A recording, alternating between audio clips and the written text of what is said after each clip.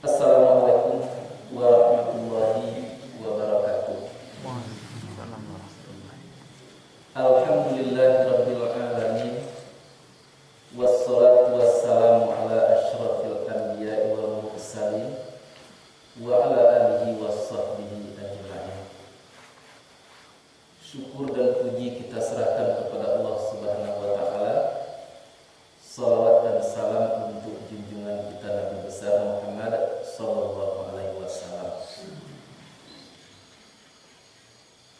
Kita bicarakan pagi ini ayat dari surat An-Nisa ayat yang ke-26, 27 sampai 28 yang artinya sudah dipelajari malam tadi, sudah kita penggal katanya, sudah kita kelompokkan kata-kata yang ada di dalam ayat-ayat itu, apakah itu fi'il, isim atau huruf.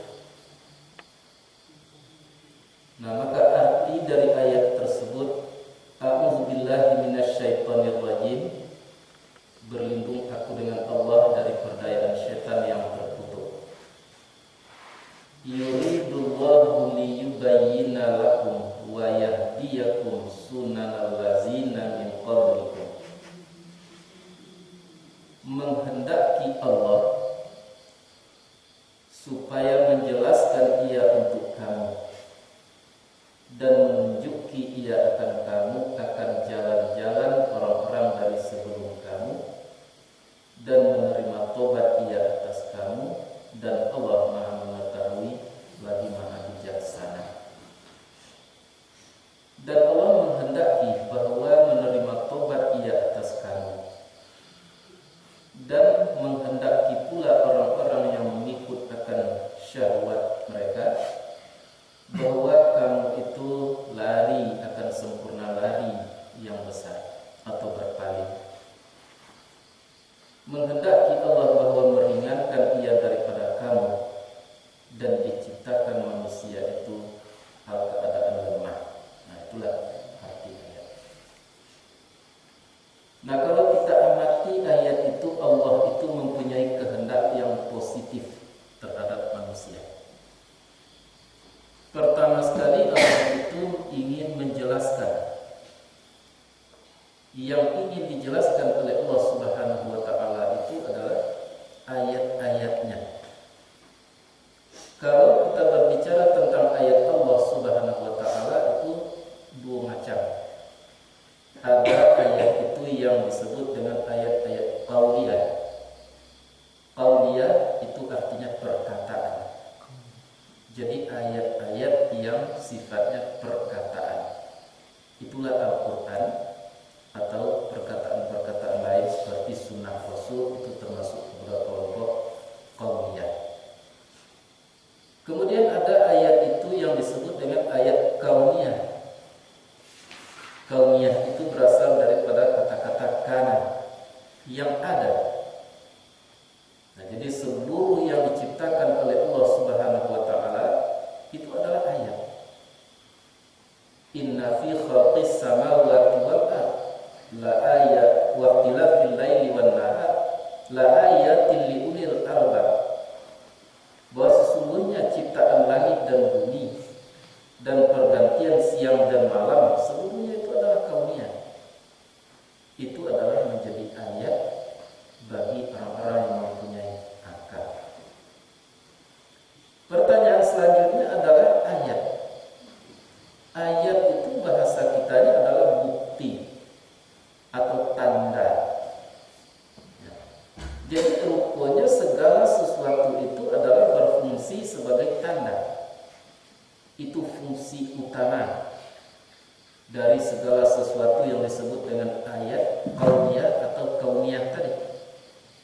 Fungsi pertamanya adalah sebagai bukti, sebagai tanda. Bukti tentang apa? Tanda tentang apa? Tanda tentang Allah Subhanahu wa taala. Nah, kalau kita berbicara tentang Allah, itu akan meliputi berbagai macam sifat-sifatnya. Sifat itu ada sebutannya. Sebutannya itu disebut dengan nama.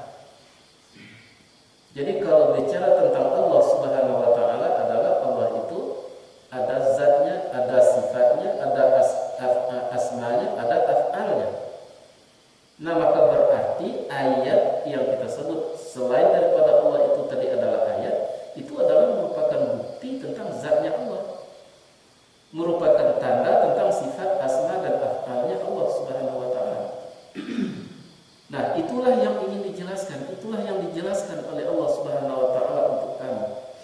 Dengan tujuannya tidak lebih daripada agar kamu bertuhan hanya semata-mata kepada Allah Subhanahu wa taala.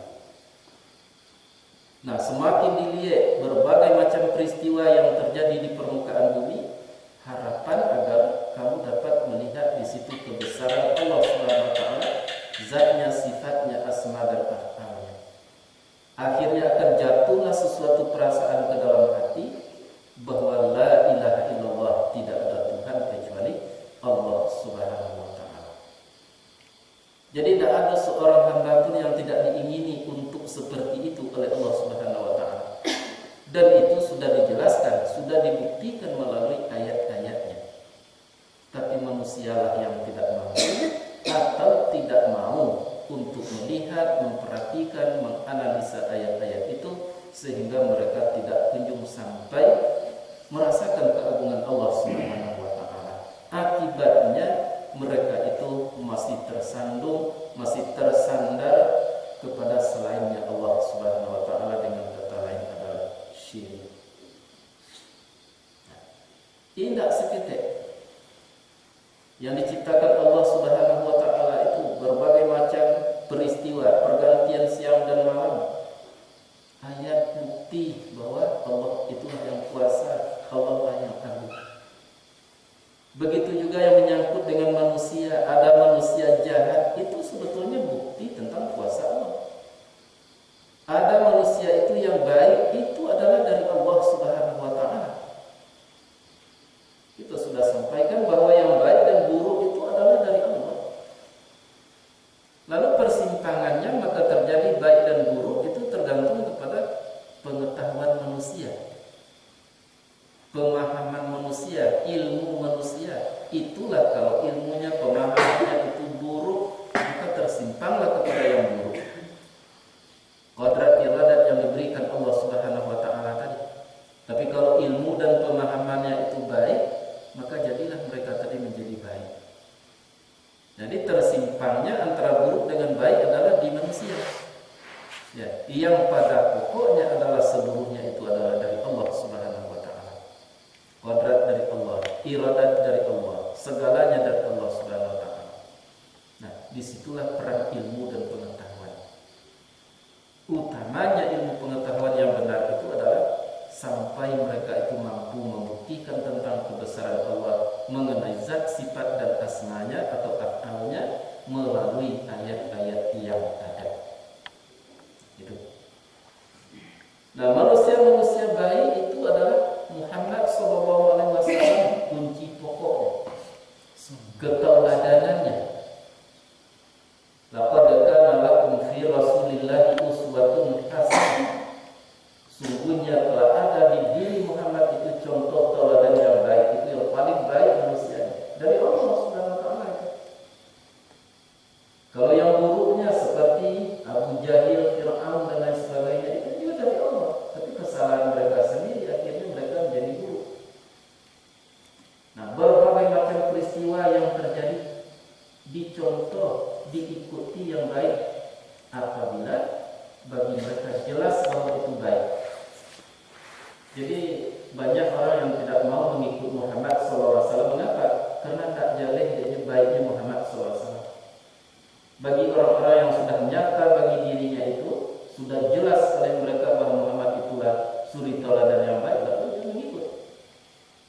Itu sebabnya para sahabat itu tidak ingin meninggalkan hal-hal yang telah dilakukan oleh Nabi-Nya.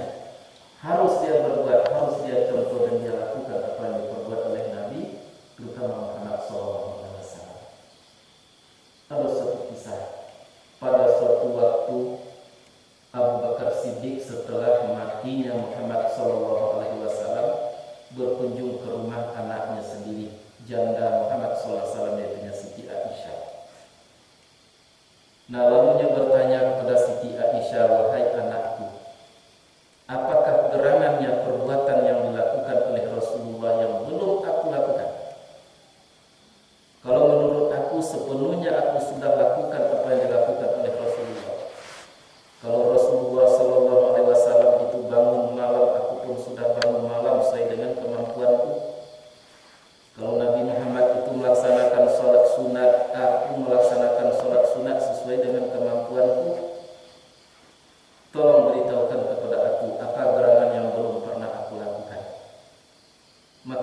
Aisyah pada waktu itu juga menjawab seperti itu. Tidak ada yang tinggal lagi, wahai ayah, semuanya sudah ayah lakukan apa yang diperbuat oleh Rasulullah, kecuali hanya satu. Nah, yang satu itu apa? Di Madinah itu kan multi etnis. Ada Yahudinya di situ, ada Arabnya di situ, ada Muslimnya di situ, lengkap. Ada suatu perkampungan yang disebut dengan kampung Yahudi. Di situ ada jalan ketek di situ untuk masuk ke kampung Yahudi.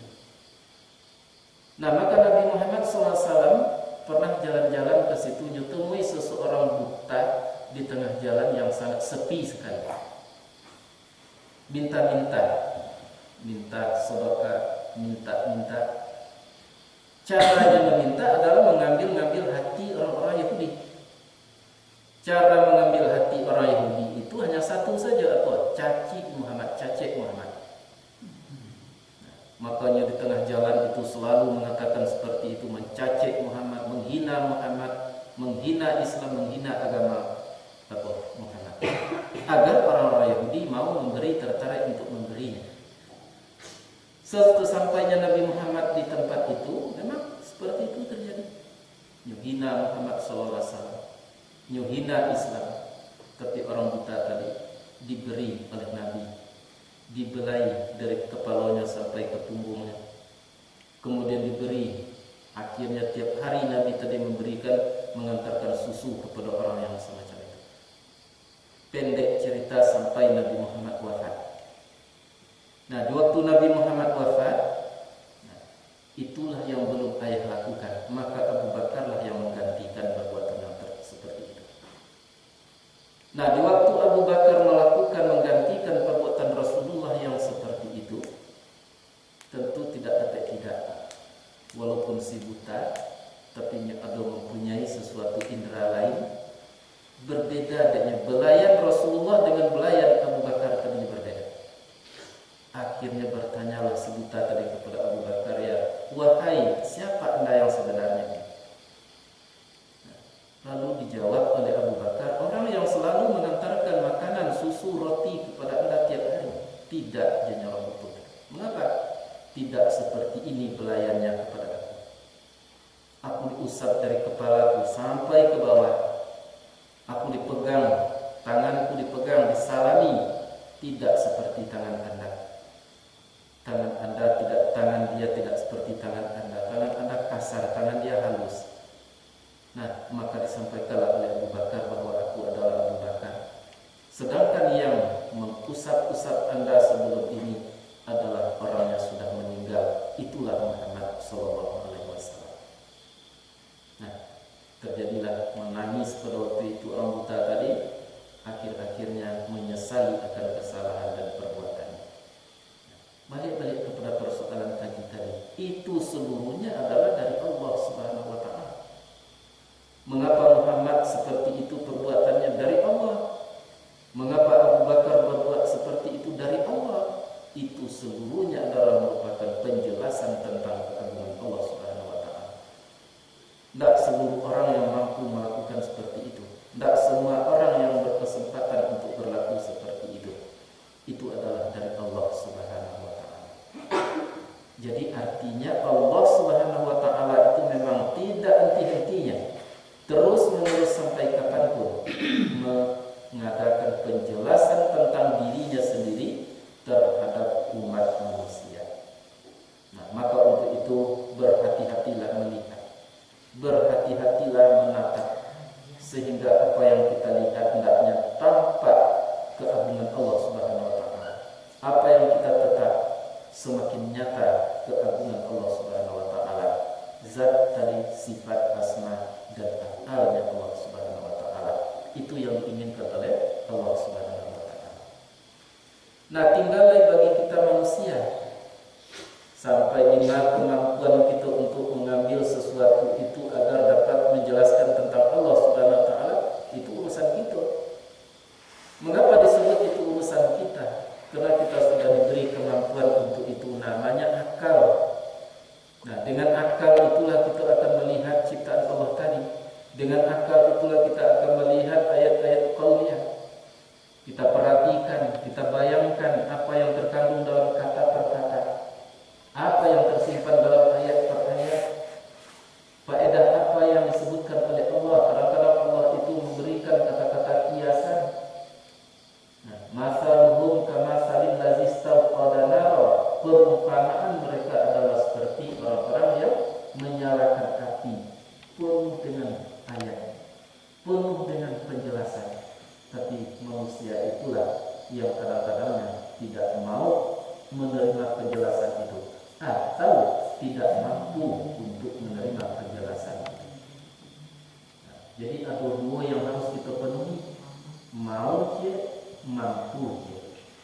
Aku berulang sampaikan. Banyak orang yang mau tapi tidak mampu. Mau mengaji, mau mempelajari ayat-ayat Allah Subhanahu wa taala tapi tidak mampu. Ada orang yang mampu tetapi tidak mau, cukup sehat baik, ekonomi rancak, tetapi tidak mau. Ada manusia yang semacam itu. Harus dikumpulkan kedua-duanya, mau dan mampu. Apabila kedua-duanya itu kita penuhi, maka justru akan semakin jelas, akan semakin nyata keagungan Allah tadi, baik zat sifat asmanya melalui apapun yang diciptakan Allah Subhanahu wa taala. Sekecil apapun yang kita saksikan dalam kehidupan di permukaan bumi, yang kelihatan tidak lain tidak bukan adalah keagungannya Allah. Apapun yang kita dengar sepele sekali dalam kehidupan di permukaan bumi, yang kita saksikan adalah keagungannya Allah Subhanahu wa taala. Sehingga orang-orang hakikat tidak segan-segan membuat suatu pernyataan. Seperti Imam Ghazali misalnya, katanya, di balik akuan yang ada, yang aku lihat adalah Allah Subhanahu wa taala. Akuan artinya segala sesuatu yang ada tadi. Apapun yang aku lihat adalah Allah. Apapun yang aku dengar adalah Allah Subhanahu wa taala. Apanya yang didengar, keagungannya, kehebatannya, kemampuannya, yang asmanya tadi, af'alnya, itulah yang dilihat oleh orang-orang yang sudah dapat mengambil sesuatu itu sebagai ayat dan sebagai bukti tentang Allah Subhanahu wa taala. Nah, tugas itu tidak tugas mudah. Perlu beberapa hal. Yang pertama sekali perlu kesabaran. Di musolahatil ustaz itu perlu ada orang yang akan memberikan ilmu, mendidik, membimbing, perlu itu. Tidak bisa sendiri-sendirian. Yang keduanya perlu kesabaran karena itu sulit. Kemudian perlu waktu harus disediakan untuk itu. Nah, semakin kita lakukan atau semakin kita sediakan waktu untuk itu, ya, semakin berhasillah kita untuk melihat keagungan Allah dalam segala halnya. Dan kemudian perlu pengorbanan, apakah itu materi, apakah itu perasaan, korban karena mencari itu. Jadi kebutuhan-kebutuhan yang dibutuhkan untuk mencapai darjat taqarrub ila Allah, melihat sesuatu itu hanya melihat Allah Subhanahu wa taala, banyak sekali. Nah, mulai daripada tadi adanya orang yang akan memberitahukan, mengajarkan, guru lah istilahnya. Dan kemudian adanya waktu yang kita sediakan. 10 guru tapi waktu tidak kita sediakan, tidak ada waktu terus-menerus, tidak jadi. Sekalipun ada waktu untuk melakukan satu kegiatan itu, tetapi gurunya tidak bisa. Nah, dan kemudian perlu kesabaran, perlu pengorbanan. Itu adalah pengorbanan. Baik materi itu korban dibuat, waktu kita korban dibuat, perasaan kita korban dibuatnya, karena ingin mencapai sesuatu kebenaran yang hakiki. Itulah yang dikehendaki oleh Allah Subhanahu wa taala. Dan Allah sudah melaksanakan itu. Sehingga dipakai di situ yubayyinatu fi mudhari'. Terus menerus, tidak henti-hentinya sampai kapanpun Allah selalu menjelaskan kepada manusia. Tinggal lihat itu manusia apakah kita mampu atau mau. Nah, untuk memenuhi kemampuan dan mau tadi supaya timbul kemauan kita, penuhilah yang beberapa bahagian daripada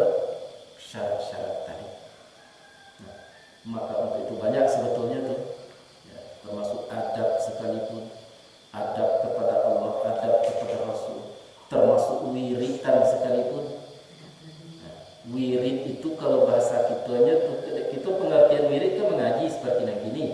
Itu belum tentu wirid. Yang wirid itu artinya adalah bersambung, terus menerus, tidak henti-hentinya. Nah, bagi jemaah yang terus menerus, yang jarang itu untuk berhalangan, itu wirid namanya. Nah, tapi bagi yang tidak terus menerus, tidak konmen, nah itu bukan wirid namanya itu belajar namanya tuh. Kemudian bacaan-bacaan harus kita adakan wiridnya. Nabi mengatakan bahwa walaupun sedikit tetapi wiridkan. Ya, misalnya sesudah sholat kita ada bacaan, tapi terus menerus tiap sholat, misalnya sholat bacaan ayat-ayat Quran seperti ayat surat Tolak itu bagus tuh. Ya, atau kita ambil yang lain. Pokoknya ambil yang ringan-ringan yang dapat dilaksanakan terus menerus. Kemudian ditambah dengan yang lain, tidak ada masalah. Tapi ambillah ya yang sebagai modal, yang sebagai pokok, yang akan membuat hati tadi menjadi terang, yaitunya wiridan-wiridan tertentu. Nah, kalau itulah banyak seperti yang ini wirid subuh itu lah wirid ya. Ya wirid maghrib itulah wirid ya. 2 kali seminggu itulah wiridan awak itu. Karena itu sudah kita laksanakan dengan sesuatu kemauan yang keras, tidak ada lagi tawaran-tawaran kecuali kalau ada uzur, itu adalah wirid. Itu termasuk kepada hal yang menentukan bahwa mampukah atau maukah manusia tadi untuk mendapatkan atau untuk mencari penjelasan-penjelasan tentang Allah Subhanahu wa taala. Banyak itu menurut keterangan orang-orang yang sudah mewiridkan sesuatu itu jangan dianggap enteng. Sekalipun belum diberi atau belum lahir pada dirinya itu suatu keistimewaan, tetapi orang itu sebetulnya sudah diistimewakan oleh Allah Subhanahu wa taala. Benarkah itu sudah diistimewakan? Benar. Mengapa? Orang tidak mampunya mampu. Orang tidak sanggupnya sanggup. Sudah diistimewakan. Jangan dianggap enteng. Kalau kamu menganggap entengnya berarti menganggap enteng Allah Subhanahu wa taala. Kalau kamu memusuhinya berarti memusuhi Allah Subhanahu wa taala. Jadi hati-hati terhadap orang-orang yang sudah komit dengan agamanya. Nah, jadi wiridan itu banyak macam ragamnya, termasuk pengajian seperti ini yang dilakukan secara berkesinambungan itu adalah wirid. Tapi pemahaman di dalam kehidupan bermasyarakat yang wirid itu dia perlu mengaji. Ya, perlu mengaji. Nah, wiridkan tak tetap itu bukan wirid namanya yang seperti itu. Wirid itu adalah menyambung seperti rantai, ya, tidak pernah terpisah-pisah. Itu namanya wirid. Nah, jadi bacaan harus cari wiridnya, perbuatan seperti yang ini harus dicari wiridnya. Yang tidak harus diwiridkan itu adalah mempelajari ayat-ayat Allah seperti yang ini. Nah, itu yang dikehendaki oleh Allah Subhanahu wa taala. Nah, kita teruskan saja wayahdiyakum. Waw itu hurufnya huruf ataf itu. Dan menghendaki Allah akan menunjuki kamu. Nah, dengan penjelasan-penjelasan tadi, dengan ayat-ayat tadi, kamu sekaligus mendapat petunjuk. Itu sebetulnya seharusnya seperti itu. Nah, tapi karena 2 faktor tadi tidak bisa kamu penuhi, keinginanmu tidak ada, atau kemampuanmu tidak ada, atau kedua-duanya apalagi tidak ada, maka kamu tidak jadi dapat petunjuk. Nah, petunjuk itu arahnya kemana? Sunanal lazina min qablikum. Dalam Quran ada sabil, jalan. Kalau sabil itu jalan itu bisa baik, bisa buruk. Tapi kalau sunana itu jalan juga artinya, tapi jalan kebaikan. Jalan kebaikan yang telah ditempuh oleh orang-orang sebelum kamu. Siapa madulurnya orang-orang sebelum kamu itu? Orang soleh-soleh, para sahabat, sampai kepada Rasul, pada Nabi-Nabi Allah Subhanahu wa taala. Jalan-jalan itulah yang diinginkan oleh Allah untuk ditunjukinya kepada kamu. Tapi yang tadi soalnya kamu tidak mau atau tidak mampu atau kedua-duanya tidak ada. Karena tidak terpenuhi syarat-syarat tadi. Nah, maka oleh sebab itu manusia tidak jadi dapat petunjuk kepada jalan-jalan seperti itu, tetapi petunjuknya adalah kepada jalan yang tidak baik, kepada hal-hal yang tidak dibenarkan oleh agama. Kekiulan mereka tadi mengarah kehidupan kehidupannya, pemikirannya, kecenderungannya kepada hal-hal yang tidak benar menurut Allah atau kepada hal-hal yang tidak berfaedah untuk dirinya sendiri. Nah, jadi perlu diisi itu ya, nanti kita kelompokkan nanti apa-apa persyaratan itu. Ya, untuk timbulnya minat tinggi tadi, untuk timbulnya kemampuan dan kemauan keras di dalam beragama itu sulit. Tapi secara global sudah kita bicarakan itu pelihara kesucian itu secara global. Ya. Wa yatubu alaikum, dan menghendaki Allah itu untuk menerima tobat ia atas kamu. Mengapa Allah mengatakan seperti itu? Karena tidak mungkin kamu itu tetap bersalah, tidak mungkin kamu tidak bersalah. Oleh sebab itu, kalau sudah jelas olehmu Allah melalui ayat-ayat tadi, dan kemudian kamu sudah mendapat petunjuk, dan baru pada waktu itu tobat, kamu diterima tobatmu oleh Allah Subhanahu wa Ta'ala. Para sahabat itu banyak kesalahannya dulu, tapi setelahnya nampak keagungan Allah melalui segala sesuatu, minatnya sudah tinggi dan lain sebagainya tadi, maka dia ditunjuki oleh Allah kepada jalan kebenaran, seperti jalan para rasul, jalan orang yang sebelum dia. Akhirnya dosa-dosanya yang telah berlalu dia tobati, dia minta ampun, maka diampuni oleh Allah Subhanahu wa Ta'ala. Bukan hanya sekedar diampuni malah, tapi diganti nilai kejahatan sebelumnya itu, diganti dengan kebaikan oleh Allah Subhanahu wa Ta'ala. Bara indahnya Allah Subhanahu wa Ta'ala. Itulah sebetulnya yang kita minta itu 17 kali sehari semalam. Ihdinas siratal mustaqim, tunjuki kami jalan yang betul. Jalan siapa? Siratal ladzina an'amta alaihim, jalan orang-orang yang telah Engkau beri nikmat mereka. Jalan orang-orang yang telah merasakan indahnya, merasakan baiknya, merasakan untungnya apa yang dikatakan baik menurut Allah Subhanahu wa Ta'ala, oleh Allah Subhanahu wa Ta'ala. Ghairil maghdubi alaihim, bukan jalan orang yang dimarahi. Siapa yang dimarahi itu? Tak ada kemauan, tak ada kemampuan, tak ada keinginannya, dingin saja kepada agama. Itu jalan orang yang dimarahi. Apalagi jalan orang sesat, wala dhalin. Jalan yang sesat, jalan siapa itu? Yaitu jalan yang kecenderungannya sudah melewati, sudah terbalik daripada yang semestinya. Ya, kalau Allah menginginkan dia bangun untuk berzikir, tapi kemauannya tidur, terbalik begitu. Itu orang-orang yang sesat. Jadi jalan yang kita minta, jalan itu sebetulnya. Jadi untuk mendapatkan jalan yang benar itu, yang kita minta tadi, jadilah kamu aktif untuk melihat Allah Subhanahu wa Ta'ala, istilahnya di dalam berbagai macam ayat-ayatnya. Apakah ayat qauliyah atau ayat kauniyah? Seperti ayat wallahu yuridu ayyatuba alaikum, Allah ingin menerima tobat kamu. Ya, tetapi orang-orang yang mengikut hawa nafsu